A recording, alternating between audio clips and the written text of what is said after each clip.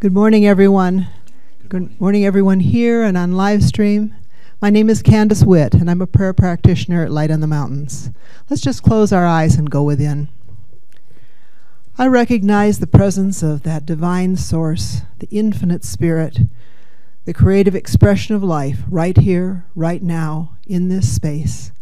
I know that a spark of that source is at the center of my being, as I know it's at the center of each one of you. I know that it connects each one of us to each other today. I know that in that spark I see there's beauty and joy and love and connection. I am so grateful for that space within me that can experience all of those things. I give thanks for all of that. I give thanks for each one of you here, because you make up what is Light on the Mountains. I give thanks for R.L. for his music, for Reverend John and his message, and all of this time together, as together we say, and so it is. Ann Christensen and I have been facilitating a class called Consciousness in the Creative Process. At the heart of our class is the concept, as John spoke about this week in his blog, of soul power, what we might call consciousness.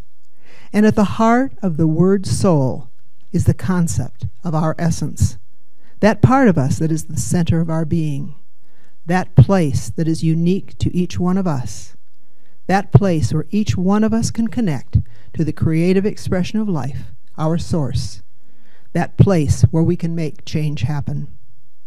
Rick Rubin wrote a chapter in his book, The Creative Act, A Way of Being, titled, It's Always There. He says, I'm strongly affected by the sun. When it's a bright day, I feel energized. When it's gloomy, I'm gloomy. On those overcast days, it helps to tune into the fact that the sun is still there. It's just hidden behind a thicker layer of clouds. At noon, the sun is high in the sky, regardless of how light or dark outside it is. In the same way, regardless of how much we're paying attention, the information we seek is out there. Or in my words, the essence of who I am is always inside of me. That essence that connects me to something greater than I am. That essence that opens my mind to all of the creative possibilities that are available to me. That soul power that allows me to see beyond the clouds. That information that I seek is all connected to those creative possibilities. Just like the sun, that tiny spark inside of me that connects me to all that is always there, available for me to use. When I'm dealing with a difficult situation, I can tend to focus on what happened or what's going to happen. I can forget that really the only time I have is the present moment. And in that present moment, I always have that spark inside of me to connect me to new information. That place where I can go beyond the clouds and know that essence of me and each one of us, that soul power is there, ready to connect to the universal energy that is different answers, different possibilities, a place where you or I can create a different outcome. I just have to believe. Thank you. Let's just go ahead now and do the affirmation. It's on the insert. It has green at the top of it. And we'll say the affirmation for June together. I am embraced by joy as I release all that no longer serves me. Thank you. Thank you, Candace. Good morning, everyone. Thought of the day. I would love to walk you through my experiences with a couple of my teachers this week, who all seem to have a running theme. Maybe I was just ready for the lesson. So lunch on Thursday with Bronwyn, my dear friend Bronwyn, and every time that we are together, it is a life lesson for me. And I think probably that she would say the same back. So it was a good lunch. But we were talking about those days when we find ourselves saying, oh my gosh, the work today just wore me out. Or boy, the work today was exhausting. And the question came up for both of us. Was the work really exhausting, or was the noise that I created around the work exhausting? Was my fear that I wasn't going to do it well enough, or get it right, or that somebody else was going to have an opinion that didn't match mine. Was that what was exhausting? Now, sometimes we have abundant days where the work is rich, and when you lay your head down at night, you know that you have had a full day. But too often, I think what became noisy and tiresome in the day was the noise wrapped around the event. So hold on to that. That was a pretty great lunch. Later in the day, as we went to evening, I had a coaching session with a wonderful young man who's going to be singing the Star Spangled Banner at the rodeo around the 4th of July. And he's a gem of a human being. He is as unique and individual and dynamic and robust and comes at most things from a way different angle than I do. And his life is, every day is full of challenges, and he takes them on seemingly without effort. And I said, what do you think it's going to be like to be in front of all of those people singing, thinking he was going to go, oh, it might be really nervous, and then we could, might get really nervous, and we could talk about what that would feel like. Instead, he said, I am so excited about this, I don't know what to do. Note to self, don't say anything else right now. Let that sit. And then he said, because not only do I get to sing in front of all these people, and I love to sing, but it's around the 4th of July, and that has such meaning. And so I feel like I'm representing an awful lot, and how exciting to get to do that. Still, just be quiet. And how wonderful was that? Fast forward to yesterday morning, I was meeting with another student, someone who I've not worked with very much, a young man who is a performer in the area already. He's dynamic, but he hasn't ever really studied voice. And so we were looking at this process of study of something that he already does organically, intuitively, really well. Again, I found myself being quiet a lot, that I was simply in the room to affirm. That's great. That's really good. Here's a question. Have you ever thought about this? And the thing that we found in that session was the gift of being present enough to truly be mindful. We got to talk about, for us, what that meant. Him a 14-year-old, me a lot years older than that. Different perspectives on the word. But we found common ground on the fact that if you could actually look at something without filters, that was being mindful. He found that, not me, by the way. I just was along for the ride. So here I was, a lunch with someone who calls me mentor, 2 coaching sessions, and I don't know if anybody else got anything out of it, but obviously it was abundant for me. And they all wove together like they'd all gotten together to plan this course. And I had lesson 1, lesson 2, lesson 3 in just the right order. And as often happens for me, I wonder how often that's presented to me and I just miss part of it. Why? Because I wasn't mindful. Thank you all. Hi, John. Good morning, R.L. Thank you. Morning, everyone. Good morning, everyone in their bathrobes, and for those who tune in later on this week. So let me share my favorite quote of the week. There's a little story that comes with it. There is no limit to what you can do when you combine an open heart with good food. Think about it. The bad food portion doesn't work. It has to be both. They coexist equally. And of course, we are doing that later on today. We do food well, and I've joked with some of you over the years of some centers, they don't do food well, but we do food well. So I know even those of you that are at home and it's hard to get you out of your homes, come later for a burger because burgers don't translate over the internet. So anyways, but let me tell you the story that this came out. It was a lovely, sweet story I read somewhere online that took place in a barbecue restaurant in Alabama. So there was an 80-year-old woman, as they say, not that that's old. There was an 80-year-old woman in the prime of her life, sitting at the barbecue restaurant, and she was eating alone. And apparently she was a widow of several months and had gotten used to just venturing out on her own. And there were 3 young men, about 19, 20-ish, in the restaurant at the same time. And one of them thought, well, that he would do a good deed for the day, and he went over and asked her, would you like to have a little bit of company?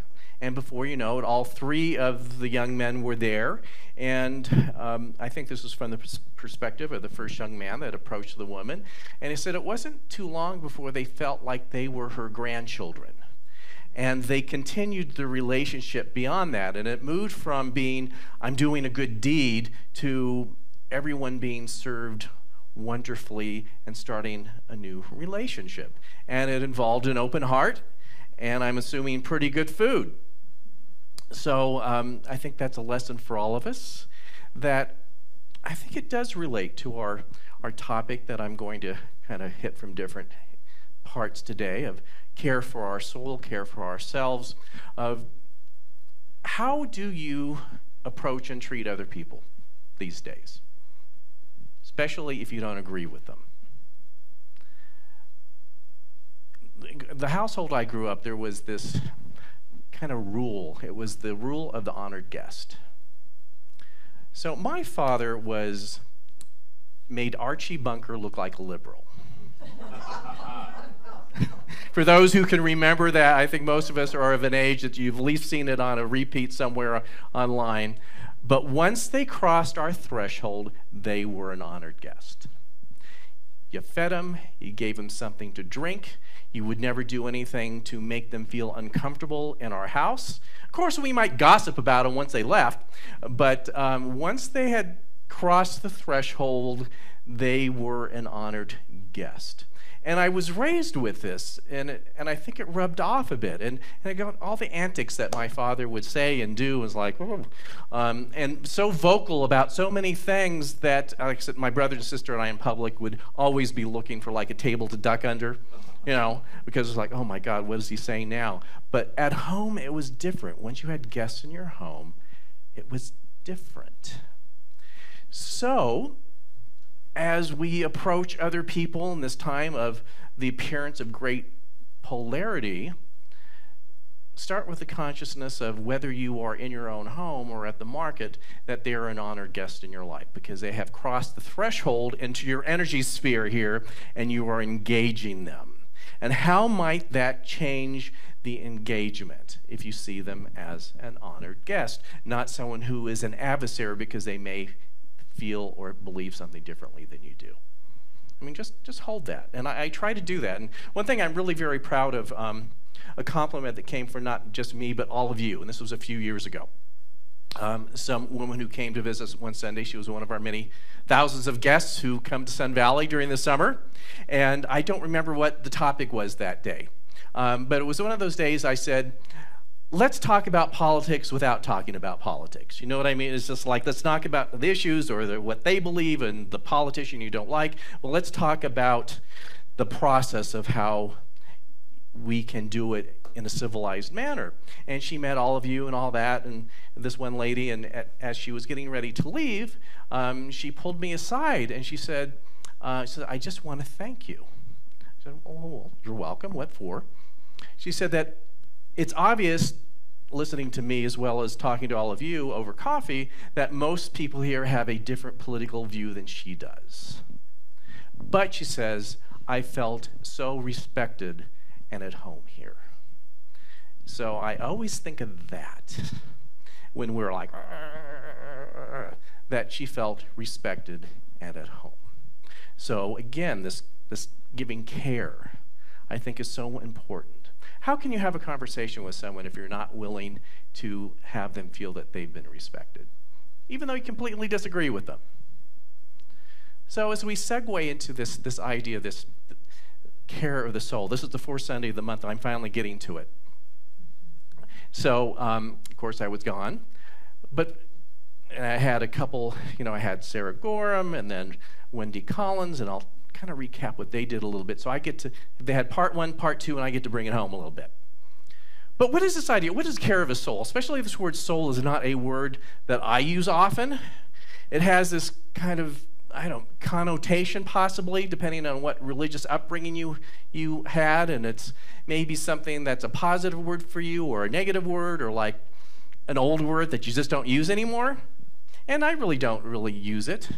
I like to say, oh, there's lost souls over there. What does that mean? Yeah. Basically, for me, what that means is that essence of who we are on a spiritual level. It is part of our identity that never forgets its oneness and connection with the divine. It's a part of us that does not forget our connection with each other, regardless of our disagreements. It is, in a sense, eternal and non-changing, and always right there where it needs to be in the relationship with Spirit and the universe. And so, in a sense, when we say care of the soul, I don't think our soul needs care. It's doing pretty well. It's really convinced, doesn't even need to be convinced. It knows what it is, who it is, what its purpose is. But I believe what needs care is our perceived and conscious connection to it. That we live in this interesting world of ignorance where we forget what that connection is. Or we intellectually entertain the thought of it, but at the same time to think that there is a part of us that is perfect, whole, and complete in a world that feels anything but, it just feels like it just can't be a thing. In a sense, that is what our life lesson is, regardless of the details, is to come to a deeper, true realization of that connection. That as imperfect as we have convinced ourselves that we are at a human level, that we aren't imperfect. That we are individualized drops in the ocean that is needed for the ocean to exist. So regardless of the details of your life path, that's what it's all about. Making a better connection.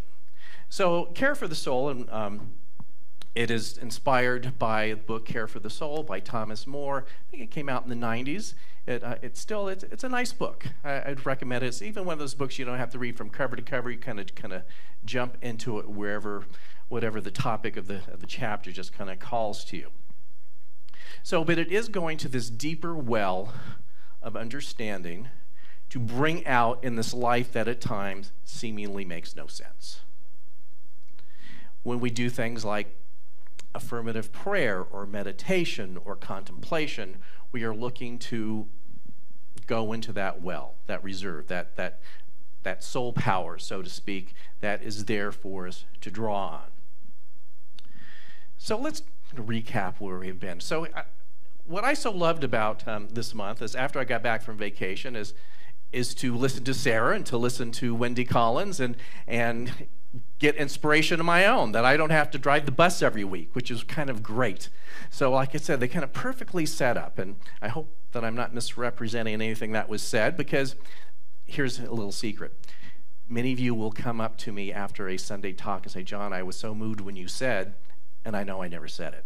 So I may have heard things when I listened to Sarah or Wendy that they didn't say, but I heard it because I needed to. It's really a magical kind of thing. So I've learned after the years that I just nod and say thank you. Even others like, I didn't say that.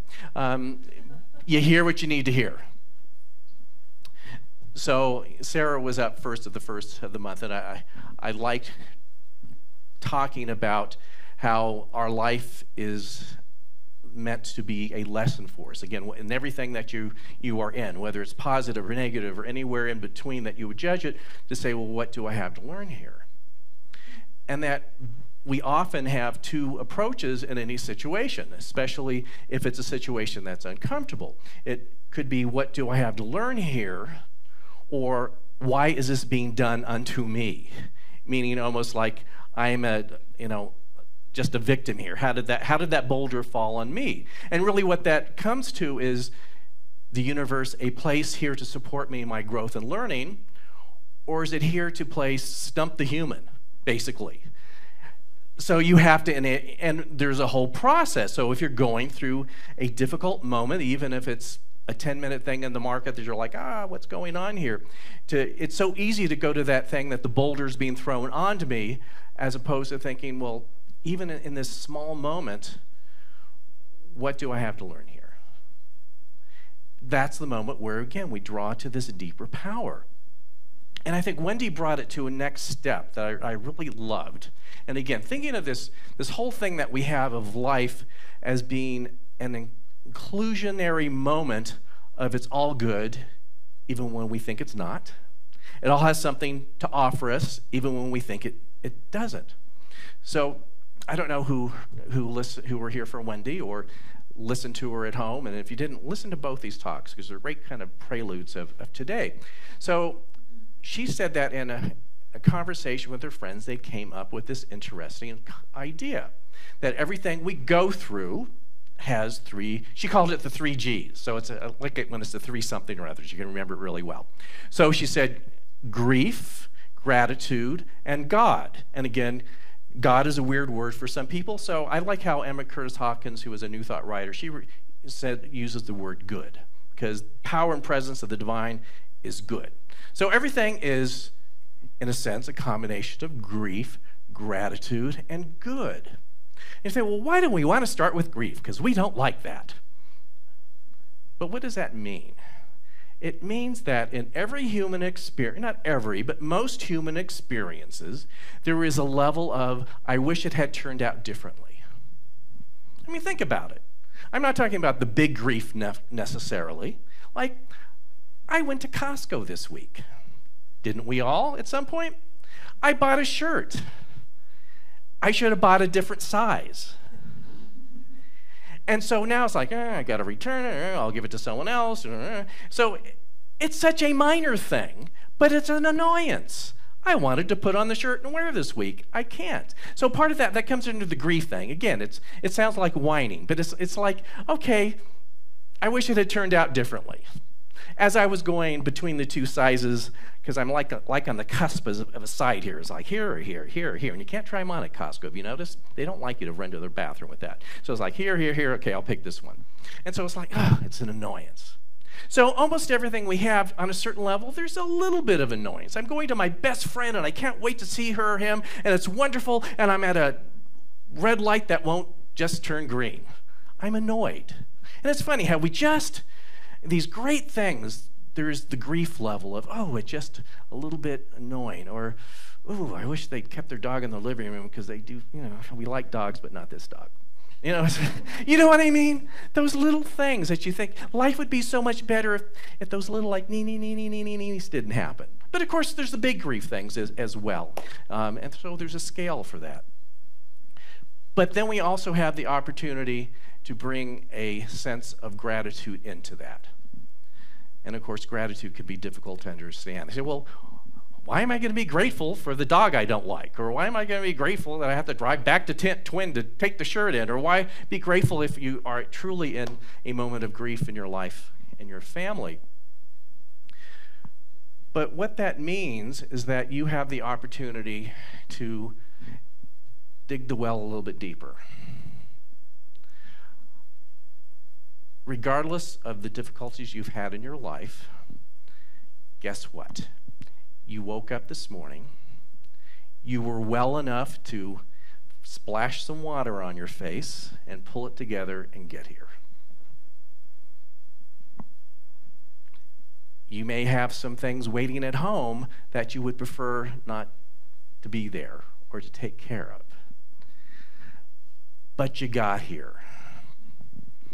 And you have an invitation to come later for a burger of your choice. Chicken, beef, or Impossible. So, I mean, a certain level of it can work out. And of course, the other triad of that is good or God, knowing that there truly is that deep well that I can draw from. All 3 are so important. It is important not to deny the grief level or annoyance level in your life. We have a tendency at times to do what we call spiritual bypassing. Oh, it's all good, it's all God, it's all grateful, and you are just dying inside, or annoyed over this recurring thing in your neighborhood or your household. So we aren't to deny it. But through the other 2 Gs, we can learn to deal with it. We can come up with a a plan to help bring healing forth through that, because it's never about the annoying event. It's about something else. So play with this week. Anything that's like you're just caught off a little of how things happen. Think of those three things. Okay, what is my level of grief or annoyance? How can I draw on that well of gratitude from my life? And how can I draw on that well of greater good or spirit or the divine that is there already? And again, this larger presence of our soul power. How can I do that? And it's most effective if you do it with sometimes the small annoyances. No, really. So this week, without naming names or the situation, I received an email that was like, you get those. And I was on the go. It might have been the day I went to Costco. So, no, actually it was. I was in Costco, and you get a little, and I go, and I get this email, and it's like, and so, when you're in Costco mode, the mode. As I'm buying any number of burgers for all of you that day, it is so tempting to not ground yourself and go to gratitude or good. It's so easy to jump into the grief aspect, and a part of me was so ready to send the snarkiest, unkind email in response. You know that feeling. And a part of me wanted to really just to do it. But even as I was in Costco mode, I knew if I did, I would regret it later on, because I would have kind of the backlash of thinking about gratitude and good. And so sometimes I'm actually pretty smart and insightful. And in Costco this week I was. Because I said, let's just not do anything.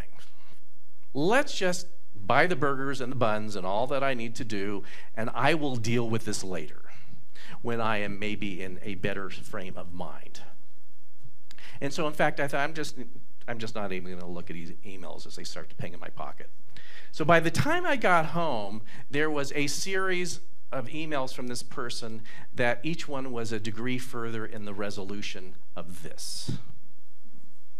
It basically had nothing to do about me. I just happened to be, I wouldn't say target, but just happened to be a good stand-in for the issue. And I thought, boy, I would just be kicking myself now if I had in the middle of Costco. So sometimes the best thing to do is to put it on hold and say, if I am going to get to gratitude and the good of God and the divine, I just need to put it on pause. I think the pause button is one of the most important things that we can utilize in our life. Put it on pause. Don't react, but respond. I was ready to react. And it feels so good in that moment, doesn't it? Yeah, I'm going to tell them. I am so going to tell them. Boy, they're going to be like overwhelmed with my wittiness and snarkiness. We actually think that. But usually they're not, though. But to bring those 3 Gs into even those weird small moments as you are getting emails at Costco. So there is a great power within us if we choose to open up to it. Sometimes it just takes a bit of slowing down. Sometimes we can't even believe that there is this reservoir of great power and source within us. If we would only recognize it, it is there. An example I gave this week in my blog is just the little outlets. We've got them all over the place. The little holes on there. They do nothing until you plug something into it. They're just for show until you actually plug something into it. And you actually have to plug something into it with great mindfulness and presence.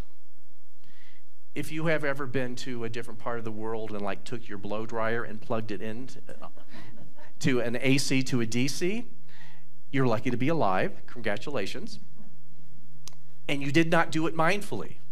When you read about there being different types of currents, you thought, I'm an American. Anything I do is fine. And then you had... So think about it mindfully. Draw from it with great presence. And the other thing with that, here's the frustrating thing about it, where we so often go into the world is working against me instead of for me. I got a pretty quick answer to my dilemma in Costco. It was resolved by the end of the day. But there are things that we all chew on for months, if not years. There are longer things happening in our life that I'm thinking, when is this going to resolve? And it's not that we are doing anything incorrectly there. Some things are just, like I say, on the long game. They are a longer purpose. If you ever went to a university or a job training program that lasted a year or two, you were on this longer, trajectory of how things would change and shift in your life. And there's always aspects of that, even now, of a longer game thing in my life that I'm just like, I just can't figure this thing out. It's so easy to be in the grief, annoyance part, but to just know it's the faith of the longer thing. And to just be present with that. So let me just end with finishing off with that story of that woman in her prime with those 3 young men. So the 80-year-old woman was a white woman, and the 3 19, 20-year-olds were black young men. So many cultural landmines in that interaction in the South of what it took for one young man to, in a sense, take the chance, truly a chance, to approach a white woman in a public space, and the chance of it being taken for something completely different. So for them to, and it's almost like the one kid said, well, let me go test the waters before the other 2 came. So a lot of the times where we can be vulnerable might have seemingly landmines like that.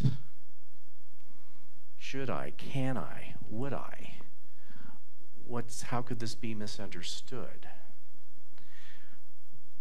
But I honestly think, and again, I don't know these young men, I think especially that first young man went over to that table with the essence of honoring the honored guest. I really do. That he went with an open heart. They already had good food on the table, and maybe the first question he asked was, hey, how's the food? So there's always a little bit of vulnerability involved. And listen to yourself. Sometimes I play green light, red light all the time within me. Just energetically, it's like, even if it seems like a good thing, something's saying no. And even if it seems like it might not go well, there's something that says yes. You get the yes and the no again from that power of your soul, of the essence of who you are. So play with that this week. And let's take this within. And first, let us give thanks together for this amazing day. Let us give thanks for summer, I think, having arrived. And let us give thanks for our celebration of coming together this afternoon simply for the purpose of just coming together. We are so blessed. We are grateful. We see the power and presence of the Spirit of the Divine right here where we are today, and the greater celebration this afternoon. It is ever present.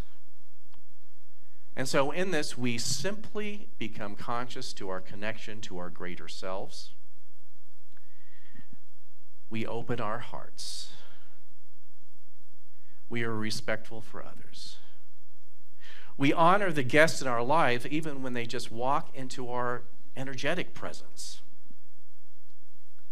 And we honor ourselves as the guest as well.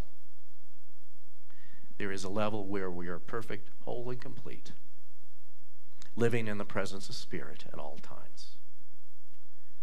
And so we give thanks in this. And in this thanks, we release it, we let it go. We just let this affirmation of truth become what it needs to become with great gratitude. And so it is.